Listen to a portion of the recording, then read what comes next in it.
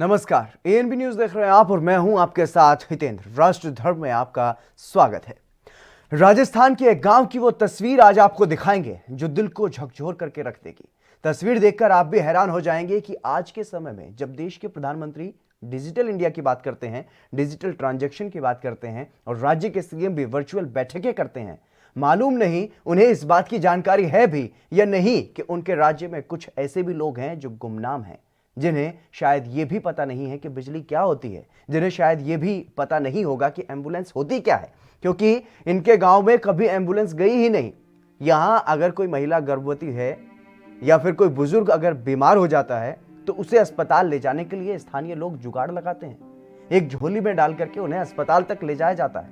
हमारे संवाददाता सिरोही के गांव में पहुंचे हैं, बोकी भागली का ये गांव, जहां पर उन्होंने ये देखा और समझा। वहां रहने वाले लोगों से बातचीत भी की है, उनका दुख दर्द जानने की कोशिश की है। इस मुद्दे पर कुछ जिम्मेदार लोगों से भी हम जवाब लेने की कोशिश करेंगे, लेकिन उससे पहले आपको एक रिपोर्ट दिखाते हैं।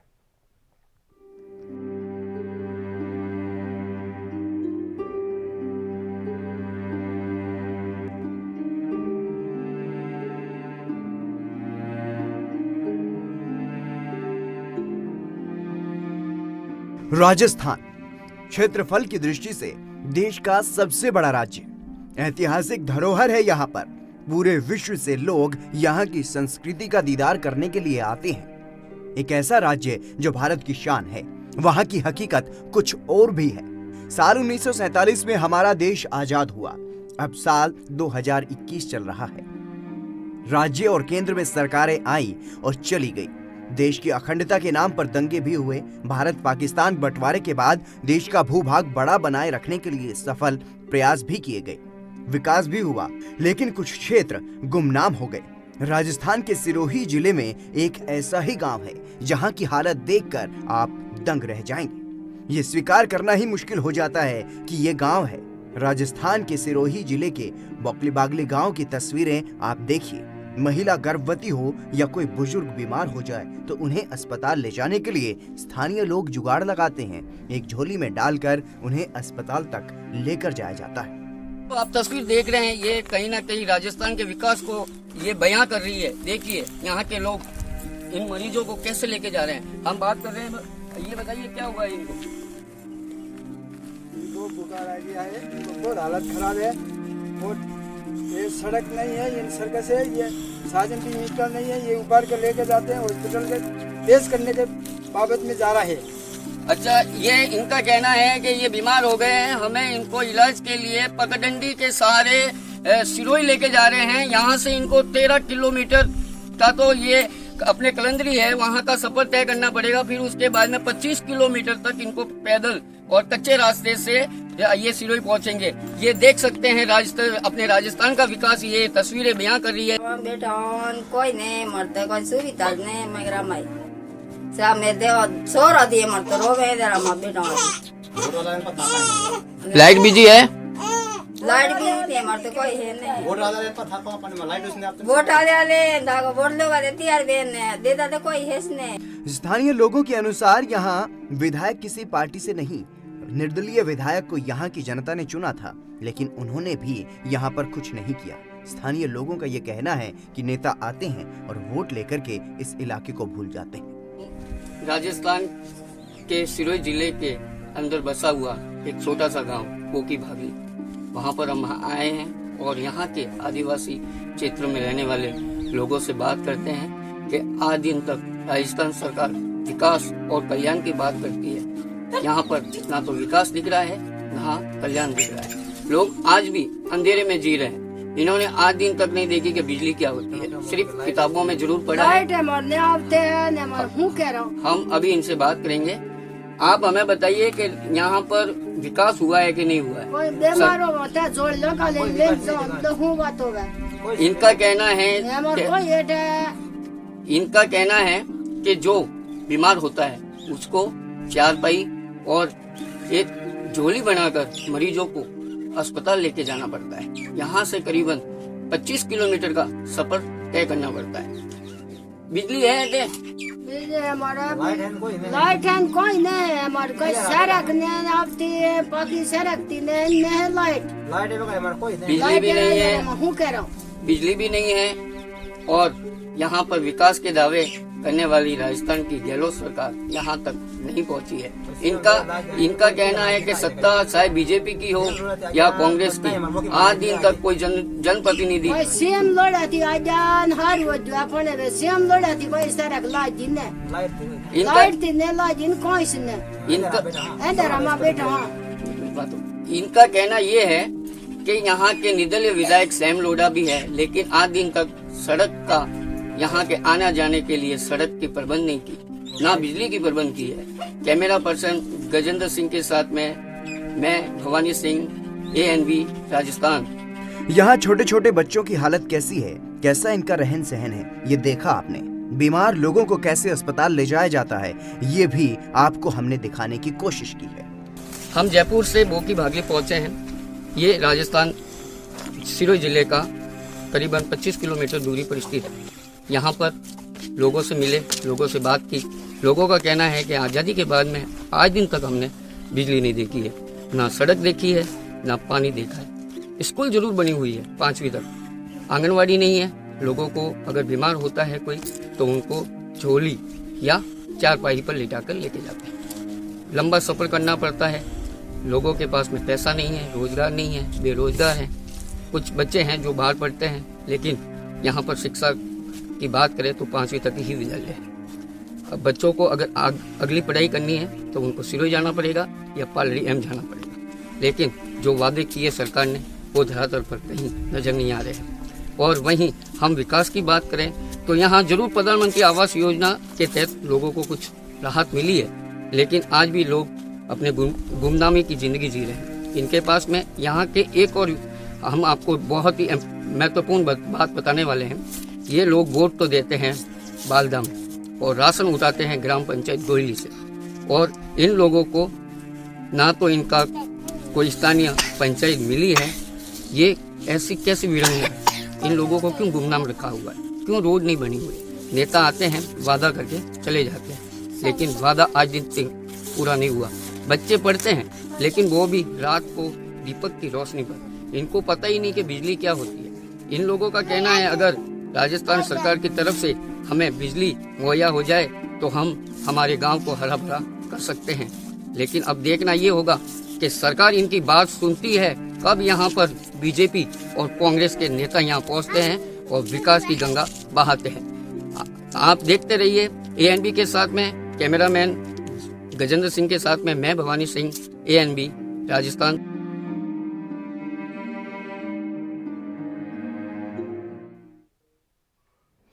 देखा आपने, आज़ाद भारत में राजस्थान सरकार तमाम दावे ज़रूर करती हो, लेकिन एक गांव अभी भी ऐसा है जो गुमनामी की ज़िंदगी जी रहे हैं जिसके लोग, और जहां की तस्वीरें हमारे संवाददाता ने आप सभी तक पहुंचाने की कोशिश की है। हमारे संवाददाता भवानी सिंह हमारे साथ जुड़ चुके हैं अधिक जानकारी के साथ।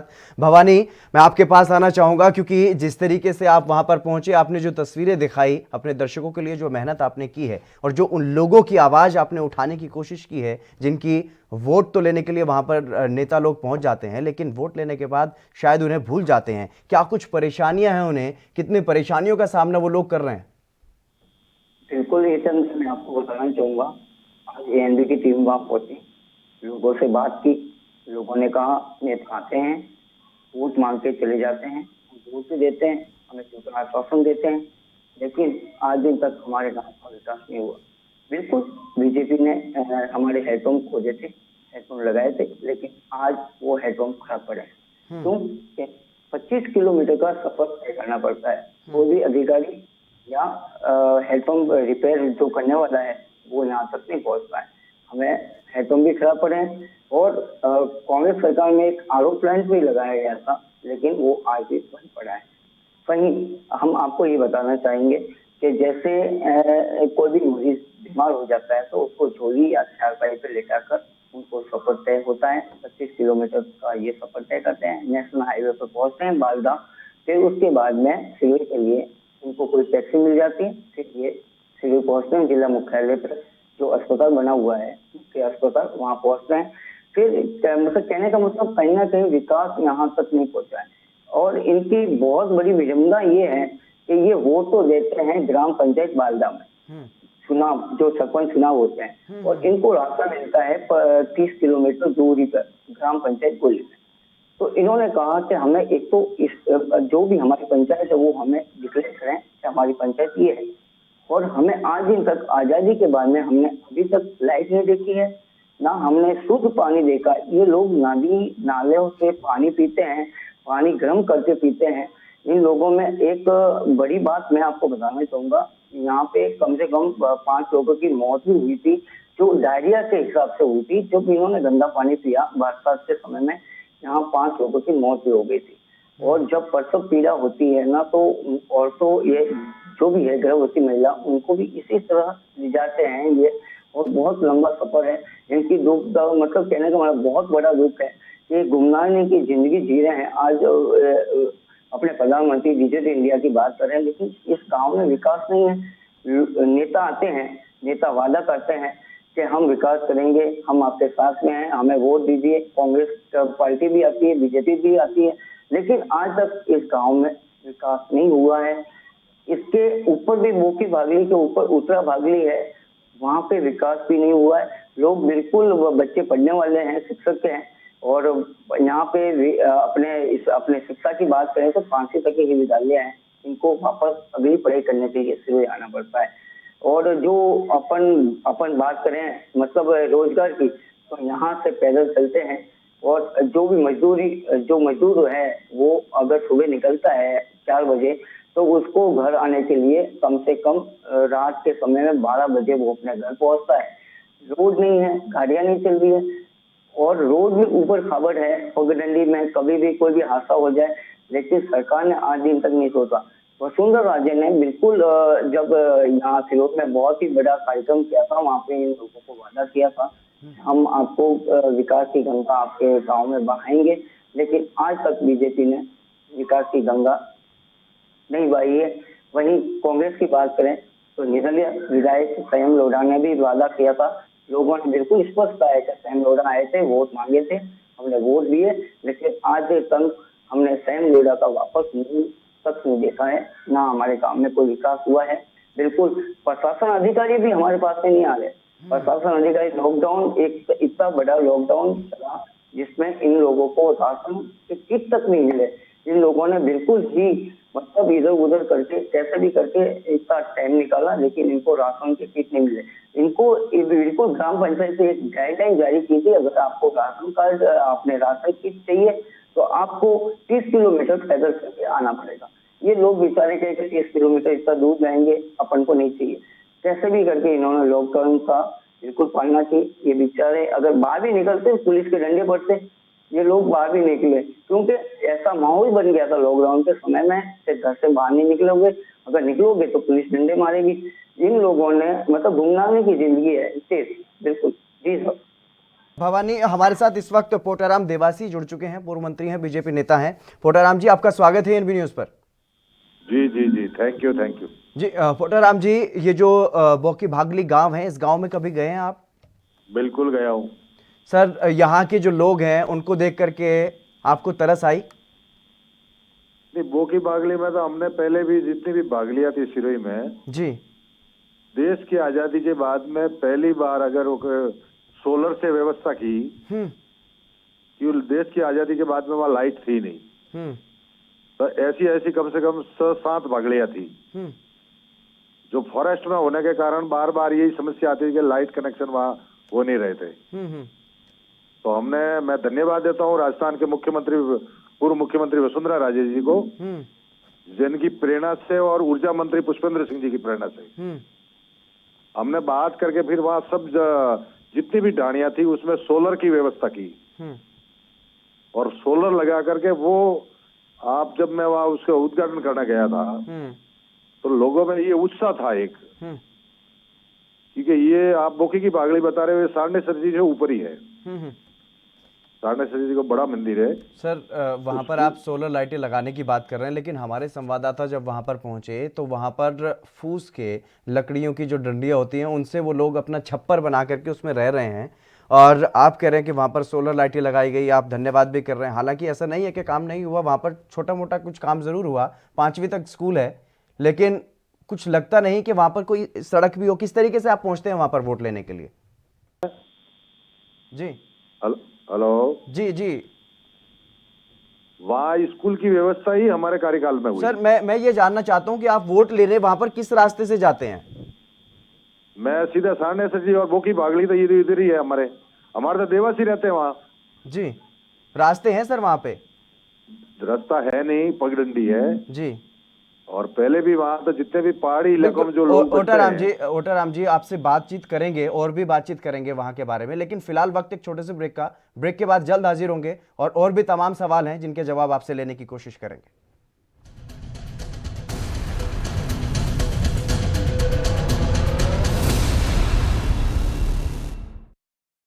क्या आप दुबले पतले कमजोर हैं? आपकी सेहत नहीं बनती, भूख कम लगती है, वजन नहीं बढ़ता? दरअसल मेन बात खाना पीना खाना नहीं है, मेन बात है खाया पिया लगना। और अगर खाया पिया लगेगा ही नहीं तो सेहत बनेगी कैसे?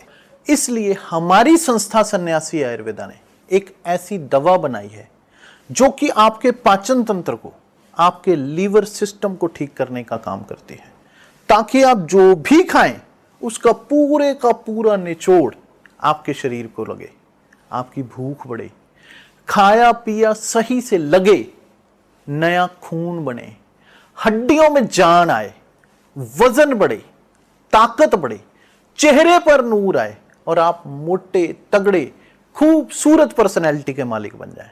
यह दवा पूरी तरह से आयुर्वेदिक होती है। इसका शरीर पर कोई भी साइड इफेक्ट, कोई भी नुकसान या दुष्प्रभाव नहीं होता। लड़के लड़कियां दोनों इसका इस्तेमाल कर सकते हैं और पहले 15 दिन के अंदर ही आपको इसका असर महसूस हो जाएगा। सिर्फ 650 रुपए की पूरे 1 महीने की दवा होती है और आप इसे घर बैठे 01145454545 पर फोन करके दवा मंगवा सकते हैं।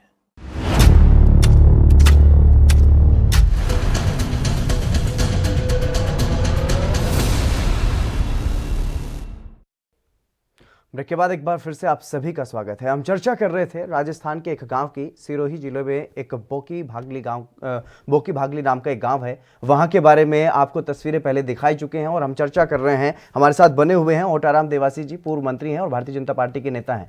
ओटाराम जी, मैं आपसे ये जानने की कोशिश कर रहा था कि जब आप वहां पर वोट लेने के लिए पहुंचते हैं तो कितनी दूर तक आपको पैदल चलना पड़ता है? फोन काट गए ओटाराम देवासी जी, अपनी जिम्मेदारी से भागते हुए नजर आए, क्योंकि जिस तरीके से वो कह रहे थे कि हमने वहाँ पर स्कूल बनाया, हमने वहाँ पर सोलर लाइटें लगवाई, और जब उनसे ये पूछा गया कि आप जाते कैसे हैं तो वो ये बात ज़रूर स्वीकारते हुए नजर आए कि वहाँ पर पगडंडी है, कच्चे रास्ते हैं, कोई रास्ता वहाँ पर नहीं है। भवानी, जिस तरीके से वो कह रहे थे कि सोलर लाइटें वहाँ पर लगवाई गई, आपको कोई एक भी सोलर लाइट वहाँ पर दिखाई दी उस गाँव में? बिल्कुल, देखो सोलर लाइटें नहीं दिखी मुझे, बिल्कुल। तो अपने सोलर लाइट का कुछ स्थान दिखा था पानी का जी, और वो कम से कम काफी समय से बंद पड़ा हुआ जी, और लोग है ना, हाँ लोग है ना, कम से कम नदी नालों का पानी लेकर उसको गर्म करके पीते हैं। और बड़ी विडंबना है मुझे, मतलब ये कहना पड़ता है कि राजस्थान सरकार, गहलोत सरकार अपने विकास के दावे करती है, लेकिन कम से कम धरातल पर इन लोगों तक विकास नहीं पहुंचता। आदिवासी है, इनको बुरी नजरों से देखा जाता है, आदिवासी है, ये कैसे भी करके चला देंगे, लेकिन ये भी तो अपने ही आदमी है। इसको गांव लेके बैठे हैं जहाँ पे देवासी समाज की बात कर रहे हैं ये ओटाराम जी, तो इन्होंने कलंदरी में, इनका वोट बैंक था कलंदरी में, वहां पे इन्होंने सुविधा कर गई, लाइट तक लेके आए, लेकिन इससे कम से कम 10 किलोमीटर। भवानी, मैं आऊंगा आपके पास, लेकिन ओटाराम जी एक बार फिर से हमारे साथ जुड़ गए हैं। ओटाराम जी, ब्रेक से पहले हम जिस तरीके से आपसे ये सवाल पूछ रहे थे कि वहां पर आप किस तरीके से जाते हैं, अब मेरा सवाल ये कि कितनी दूर तक आपको पैदल चल करके वहां पर पहुंचना पड़ता है? मैं वहाँ जितने भी भागलिया हैं जी, मैं रबारी जाति से हूँ जी, देवासी हूँ जी, मैं जितने भी भागलिया है एक एक भागली में मैं गया हुआ हूँ जी, और लकड़ी लेकर निकल जाता था तो 2-2, 3-3 किलोमीटर चलता था। तो मेरे वहाँ कुडाल बागड़ी है, डाबेला बागड़ी है, पौने की बागड़ी है, और ऐसे करके 7 बागड़ियां हैं। 7 बागड़ियों में मैंने पहले भी देखा था, देश की आजादी के बाद में वहाँ लाइट थी नहीं। मैं खुद पैदल बीडीओ अधिकारी, वहां जाने के लिए रास्ते ही नहीं है ना सब जगह, क्योंकि वो फॉरेस्ट लैंड आई हुई है, और फॉरेस्ट लैंड के कारण ना तो रोड बन सकती, ना वहाँ लाइट के कनेक्शन हो सकते हैं। और इतने साल तक कांग्रेस का शासन रहा, परंतु कांग्रेस ने वहाँ कभी बागड़ियों में गई नहीं वो। सर आपका तो शासन रहा ही नहीं वहाँ, आपके तो मंत्री रहे नहीं वहाँ पर, आपके तो विधायक वहाँ पर रहे नहीं। मैं खुद रहा हूँ ना, तो मैं वही कह रहा हूँ ना सर, आपने क्या कोशिश मैं खुद रहा हूँ, तो मैंने तो वहाँ काम किया ना जी। आपने कोई आप किसी भी कुडाल बागड़ी में जाकर के एक बार देख लीजिए जी, आपके किसी भी आपके जो वहाँ लगे हुए हैं आपके न्यूज के चैनल के जो भी जी संवाददाता होते हैं, संवाददाता, उसके आप बात करिए कि कुडाल बागड़ी में क्या हुआ सर, डाबेला बागड़ी में क्या हुआ, एक जगह 2 जगह कर दिया, लेकिन एक जगह को छोड़ सकते हैं, ये जिम्मेदारी से इस तरीके से आप पल्ला झाड़ सकते हैं कि एक जगह रह गई तो कोई बात नहीं। नहीं, मैंने पल्ला झाड़ा ही कहाँ है जी, आप कह रहे हैं कि पल्ला झाड़ रहे हैं, मैंने पल्ला झाड़ा ही नहीं। आप कह रहे हैं कि वहां पर सोलर लाइटें हमने लगाई, वो भी खराब हुई पड़ी है वहां पर, उनका भी कोई फायदा नहीं मिल पा रहा। खराब हुई वो अलग बात हो गई, अब 2 साल हो गए, 2.25 साल हो गए सरकार के। सरकार होती तो तुरंत करते, क्यों नहीं करते, हमने तो किया है वहाँ। तो सर इन लोगों का दोष क्या है, मैं ये जानना चाहता हूँ कि जो लोग जिनको मूलभूत सुविधाएं तक नहीं मिल पा रही, या तो उनका पुनर्वास हो जाना चाहिए था, उनको कहीं और बसा देना चाहिए था जी। किसी का दोष नहीं है जी, किसका दोष है, किसका दोष है? वहाँ के लोगों का दोष है। हमने वहाँ जो व्यवस्था बनती थी कोशिश की कि वहाँ व्यवस्था करें हम। सबसे पहले वहाँ लाइट की प्रॉब्लम थी, लाइट की स्कूल बच्चे पढ़े के लिए थे, स्कूल की व्यवस्था की, तो हमने तो कोशिश की है ना। कुडाल बागड़ी इतनी बड़ी बागड़ी है कि कम से कम 3 किलोमीटर अंदर चलिए जीवाराम आर्य हमारे साथ जुड़ गए हैं कांग्रेस से, उनसे भी पूछ लेते हैं वो क्या कर रहे हैं। जीवाराम जी, आपका स्वागत है एनबी न्यूज पर। थैंक यू बॉस जी। बोकी भागली गए हैं सर आप कभी? जी बिल्कुल, बोकी भागली गया हूँ मैं वैसे तो मेरा प्रधान रहते हुए मेरा एरिया नहीं पड़ता है, वो सिरोही पंचायत समिति का एरिया पड़ता है जी, लेकिन आपके विधायक तो जीते हैं ना सर वहाँ से? हाँ, नहीं, आपकी पार्टी को वोट तो देते हैं ना वहाँ के लोग? सिरोही विधानसभा क्षेत्र से मैंने चुनाव लड़ा है जी, और मैं तो चुनाव हारा हूँ खैर जी, पर हमने वहाँ पर डेवलपमेंट करने का, उस बागली को आइडेंटिफाई भी कांग्रेस के शासन में ही किया है। आइडेंटिफाई करके वहां पर क्या काम किया सर? कोई 1-2 काम बता दीजिए आप। जैसे ओटाराम जी बता रहे हैं कि हमने सोलर लाइटें वहां पर लगवाई, स्कूल बनवाया जी। उस बागली को आइडेंटिफाई करके सबसे पहला काम हमने वहाँ किया, वहाँ पर पगडंडी थी जाने के लिए, तो पगडंडी की जगह फेमिन के अंदर वहाँ पर जाने के लिए लोगों के आवागमन के लिए फेमिन में काम करवा के रोड बनवाई। सर वो तस्वीरें तो दिख नहीं रही हमें, कहीं रोड तो दिख नहीं रही, लोग पैदल जा रहे हैं कंधों पर बीमार लोगों को लेकर के ऊंचे नीचे रास्ते पर चल रहे हैं, वहाँ कोई सड़क नहीं दिखाई दे रही सर। नहीं, वहाँ कन्वेंस की प्रॉब्लम है। फिर हमने उसके बाद में वहाँ पर हमने शिक्षाकर्मी स्कूल खोला। शिक्षाकर्मी स्कूल खोलने के बाद में वहाँ पर बिखरी हुई बस्ती थी, तो वहीं के व्यक्ति को शिक्षाकर्मी लगाया वहाँ पे, ताकि वहाँ के बच्चे पढ़ सके। सर कितनी कक्षा तक का स्कूल आपने वहाँ पर बनाया? क्योंकि 5वीं कक्षा तक तो ये कह रहे हैं कि ओटाराम जी कि हमने बनवाया। नहीं, वो शिक्षाकर्मी स्कूल को पहले हमने शिक्षाकर्मी स्कूल खोला। अच्छा। फिर बाद में उसको क्रमोन्नत करके अभी वो आप प्राइमरी स्कूल है जी, और अभी भी वहाँ पर शिक्षाकर्मी ही लगे हुए हैं। और वहाँ पर पीने के पानी की समस्या थी, तो वहाँ पर सोलर लगाया गया, सोलर से लोगों को पानी मिल रहा है। अब हमको ये जानकारी मिली है कि भाई सोलर खराब है, तो बिल्कुल उसको ठीक करवा दिया जाएगा। दूसरा मैं आपसे निवेदन करूं कि वहाँ पर सबसे बड़ा काम कांग्रेस के पिछले शासन में हमने करवाया 2008 से लेकर के 13 वाले में जी, कि जब वनाधिकार के तहत लोगों के लंबे समय से पट्टे पेंडिंग पड़े हुए थे, तो लोगों को हमने पट्टे दिलवाए वहाँ। और 2018-19 से लेकर 18-19, 19-20 और 20-21 में करीब 50 लोगों के हमने प्रधानमंत्री आवास में लोगों के मकान बनवाए वहाँ पे।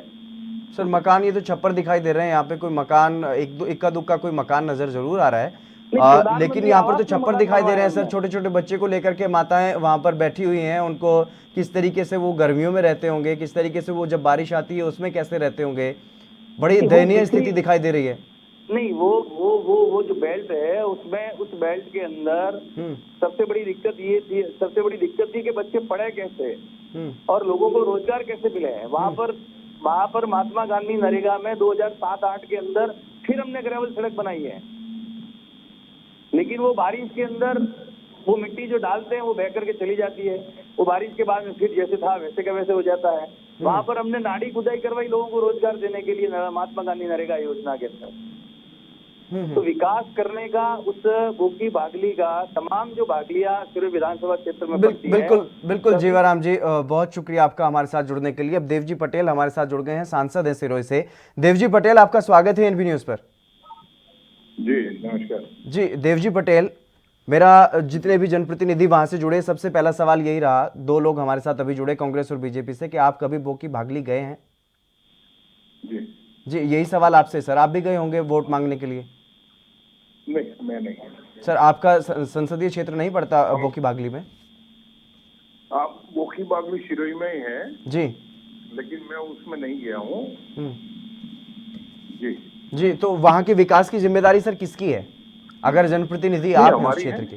जी हाँ, हमारी है, मैं काम मना कर रहा हूँ। जी, लेकिन सर जो कच्ची छतें हैं वहाँ पर, जिस तरीके से घास फूस के मकान बना करके वो लोग रह रहे हैं, उन पर जरा भी तरस नहीं आता सर? नहीं, वहाँ पे पीएम आवास के तहत हमने आवास दिए हुए हैं भाई। सर, अब तक देश को आजाद हुए सर कितने साल हो गए, अब तक वहां पर सिर्फ जाने के लिए, पहुंचने के लिए सड़क तक नहीं है। बीमार लोग अगर बीमार वहां पर हो जाते हैं तो लोगों को 25-25 किलोमीटर तक पैदल चलना पड़ता है। ये कैसा विकास है सर? नहीं, वहाँ पे ग्रेवल सड़क बनी हुई है जो वन विभाग करवा रहा है। ये बोकी बागली जो है जी, ये वन विभाग के बीच में है जी, और इसी वजह से वहाँ पे जो भी कार्रवाई होती है वो वन विभाग के माध्यम से होती है। और वहाँ पे हमने ग्रेवल सड़क नरेगा की जो आती है उसको हमने ऑलरेडी सैंक्शन करवा चुके हैं हम लोग।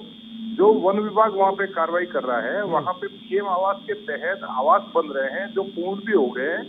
एक सोलर संयंत्र से हमने हैंडपंप भी लगा रखा है वहाँ। सर, वो खराब पड़ा है, पानी नहीं पी पा रहे वहाँ के लोग। 5 लोगों की मौत हो गई डायरिया से।